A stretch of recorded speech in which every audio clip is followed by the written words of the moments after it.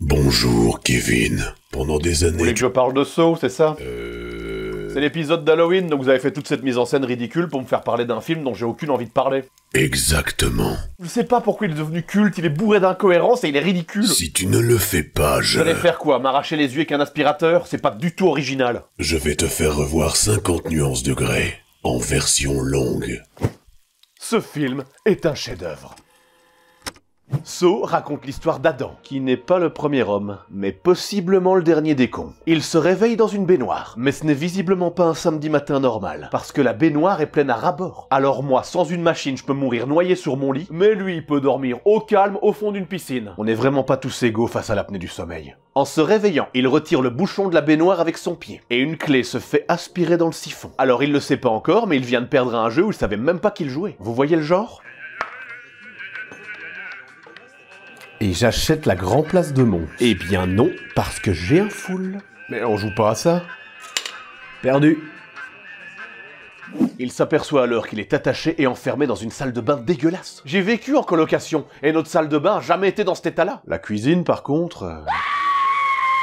Et de l'autre côté de la pièce, il y a le docteur Gordon, qui, comme la bière du même nom, a la particularité d'être peu subtil. Et ils se mettent à analyser la pièce, comme l'auraient fait des personnages dans un vieux point and click. It's a new clock. Someone wants us to know what time it is. It's a corpse. He's not moving. Ah ouais? Il y a un type mort au milieu de la pièce. Mais tout le monde s'en fout. Alors ils ont l'idée folle de fouiller leurs poches. Dingue. Et ils trouvent des cassettes audio. Dingue. Coup de bol, le cadavre a justement un magnétophone dans la main. Giga dingue. Et c'est là qu'ils vont comprendre qu'ils sont dans l'escape game le plus nul du monde. Bonjour, Docteur Gordon. Vous devrez tuer Adam avant 6 heures ce soir, ou votre fille et votre femme mourront. Quoi? Salut, Adam. Toi, tu dois juste sortir d'ici, mais t'as déjà perdu, alors te fatigue pas trop. Quoi? Alors ils fouillent la pièce, et ils trouvent des scies à métaux, qui malheureusement ne sont pas assez solides pour couper leurs chaînes, mais qu'ils seraient assez pour couper leurs jambes. Et alors Gordon, il a un flash. Flash Gordon. Je sais qui c'est qui nous veut du mal.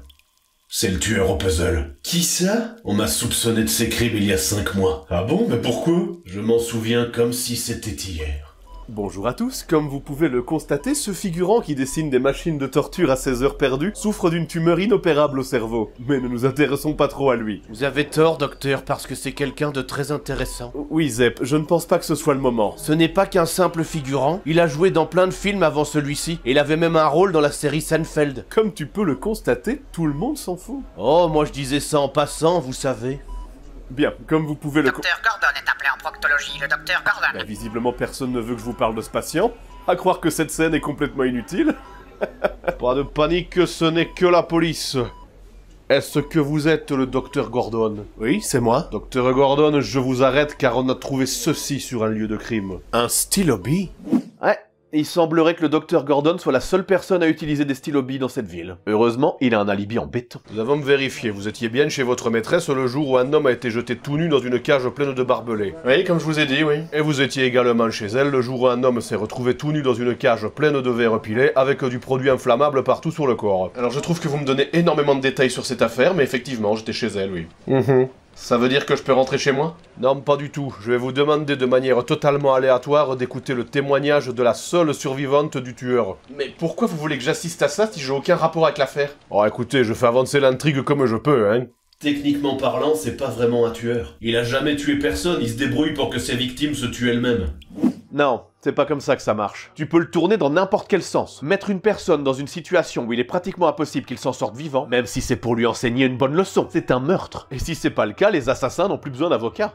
Roger, tu es diabétique et tu continues à te bouffer des Milky Way. Ta seule chance pour t'en sortir, c'est d'éviter cette balle. Encore une victime du sucre. Et pendant que nos deux héros continuent leur jeu de piste... on découvre que c'est Zep, l'infirmier chelou qu'on a vu dans le flashback, qui séquestre la femme et la fille du docteur chez eux. Et la maison du docteur est elle-même surveillée par notre génial inspecteur de police. Il ne veut pas lâcher l'affaire, pour lui c'est Gordon le tueur. Il avait un stylo bille, pour moi, y a pas de doute. Mais bon, on l'a déchargé de l'affaire. Ouais, c'est parce que son collègue est mort alors qu'ils allaient attraper le tueur. Une bien sordide histoire que celle-là. Ne pas toucher. Mais qu'est-ce que ça peut vouloir dire ?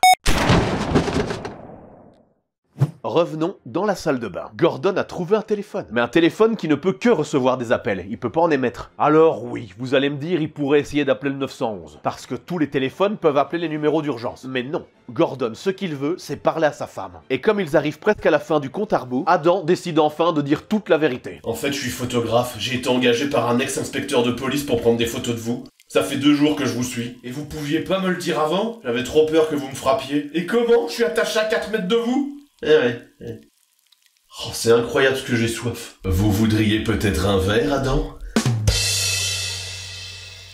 Et là, il est 6 heures. 6 heures? La partie devrait être maintenant terminée. Et alors qu'il ne s'est strictement rien passé pendant 1h30, tout va soudainement partir en cacahuète. Pour ne pas dire autre chose. Vous êtes prêts ? C'est parti. La femme de Gordon arrive à se détacher. Elle chope Zep et elle lui casse la gueule. Bien fait. Le policier qui surveillait la maison débarque après avoir entendu la bagarre. Ça fait boum boum, pan pan. Zep s'échappe, toujours suivi par le policier. Au même moment, le docteur Gordon, qui n'a entendu que le début de la bagarre au téléphone, se prend une décharge électrique. On sait pas pourquoi, on sait pas comment. Et il perd le téléphone des mains. C'est ballot. Et le téléphone se met à sonner. C'est sa femme de l'autre côté qui veut lui dire que tout va bien, qu'elle est saine et sauve avec sa fille. Mais lui, il peut pas décrocher parce qu'il est trop loin. Il ne lui manque que quelques centimètres. That's what she said. Alors, il retire sa chemise. Mais pas pour essayer d'attraper le téléphone comme on l'aurait tous fait. Non, le mec il se fait un garrot et il se coupe le pied. Voilà ce que c'est que de ne pas vouloir mourir d'amour enchaîné. Une fois détaché, il attrape pas le téléphone comme on l'aurait tous fait. Non, le mec il prend le flingue du type mort par terre qu'on avait tous oublié et il tire sur Adam. Pendant ce temps, Zep est arrivé dans les égouts, toujours suivi par le policier. Zep se retourne et bute le policier, ce qui nous prouve bien que ce personnage était extrêmement utile. Et Zep rentre dans la salle de bain. Alors le docteur lui dit: J'ai fait ce que vous vouliez. J'ai gagné. Non mais là le temps est dépassé. Quand on marque un but après le match, il compte pas. Mais il a même pas fini de discuter du règlement qu'Adam se relève et il lui défonce la tête avec le couvercle du réservoir des toilettes. Bien fait. Le docteur promet à Adam de revenir le chercher et il se barre comme ça, sans un au revoir, sans sa jambe et sans le téléphone. Voilà. Et attention, il va y avoir un twist. Viens mon bébé, viens mon bébé, En fait, Zep, c'est pas le grand méchant. Lui aussi, il jouait à un jeu. Vous vous souvenez du mec mort au milieu de la pièce qu'on avait tous oublié ? Eh ben, c'est pas n'importe qui. C'est le figurant de la scène de l'hôpital. Et visiblement, c'est un méchant de Nicky Larson. Je l'ai fait exprès de dire que j'étais mort. Et vous m'excuserez, mais quand on a un cancer en phase terminale, c'est pas une super bonne idée de rester couché 10 heures sur du carrelage froid. Et il annonce à Adam que la clé pour sortir est dans la baignoire. Même si nous, on sait déjà tout ce qu'il a perdu. Uno. Mais bordel. Et le mec se casse, laissant Adam tout seul et dans le noir. Voilà. Alors là, vous vous posez peut-être la question, qu'est-ce que le docteur et Adam ont fait de mal pour mériter tout ça ? Quelle est la leçon qu'ils devaient tirer de tout ça ? Je vous le demande. Bon, le docteur, c'est facile. Le mec qui trompait sa femme depuis des années. Et ça, c'est pas bien. Mais Adam, à part faire des photos, qu'est-ce qu'il a fait de mal ? Ou alors le tueur serait d'accord avec moi pour dire que les pires personnes au monde sont des photographes ? Merde. Eh, c'était vraiment pas banal. Bon, je vous laisse, il est temps pour moi qu'on me détache. Voilà, j'ai dit tout ce que j'avais à dire. Malheureusement, tu as oublié une blague. Laquelle ? La blague. Celle que tu t'es permis de faire sur scène pendant des années. Quoi, vous vouliez que je dise que Saucy c'est une boucherie et que Saucette pue des pieds ? Mais c'est ridicule. Si tu le prends comme ça, tu as perdu. Non. La partie est terminée. Non. Et maintenant, j'aimerais vous baiser jusqu'à la semaine prochaine. Non. Thank you everyone for watching this episode. Don't hesitate to leave a comment, give a thumbs up and subscribe. If you don't, I will come to your house and taste your liver with a delicious Chianti. Happy Halloween.